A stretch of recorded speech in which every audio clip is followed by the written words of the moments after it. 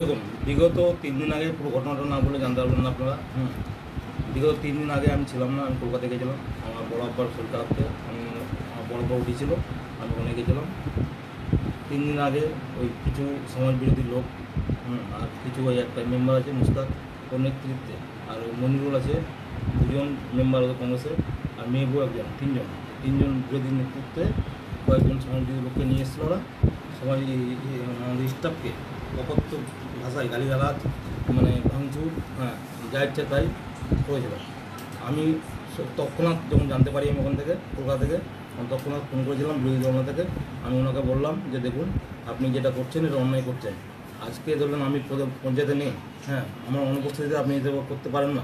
আপনি তাহলে যদি কোনো কিছু জানার থাকে বা কিছু করার থাকে, আপনি তাহলে বুধবার আমি আসবো পঞ্চায়েত অফিসে, আপনি আসবেন, এসে আমার এখানে জানার চেষ্টা করবেন।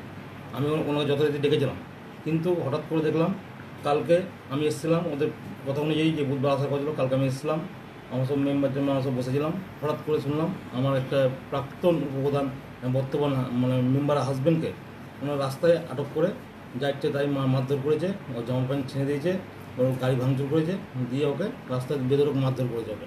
দিয়ে যখন আমরা ওখানে গেলাম, ওখানে আমরা গিয়ে ওকে যা টেনে হিচড়ে নিয়ে এলাম, ওখান থেকে বার করে নিয়ে এলাম। আমরা ওকে যা ইচ্ছে মানে যা ইচ্ছে ধাক্কা মারলো, আমাদের এই পঞ্চায়েত হাজব্যান্ডকে নিয়ে ওকে ধাক্কা মারলো, আর উল্টাপাল্টা গালিগালাজ, মানে ওই মুস্তাকের নেতৃত্বে, হাবু ছিল ওখানে, হাবুর নেতৃত্বে এগুলো সব হয়েছে বলেন তো। দিয়ে ওখান থেকে আমরা যখন এখানে এলাম, তখন ওখান থেকে এসে পঞ্চায়েতে বসেছিলাম। পঞ্চায়েতে বসে হঠাৎ করে শুনছি যে ওরা আবার আক্রমণ করবে পঞ্চায়েত, এরকম ওরা বললো। তো আমরা প্রশাসনকে তৎক্ষণাৎ ফোন করলাম, আবার প্রশাসন গাড়ি এলো।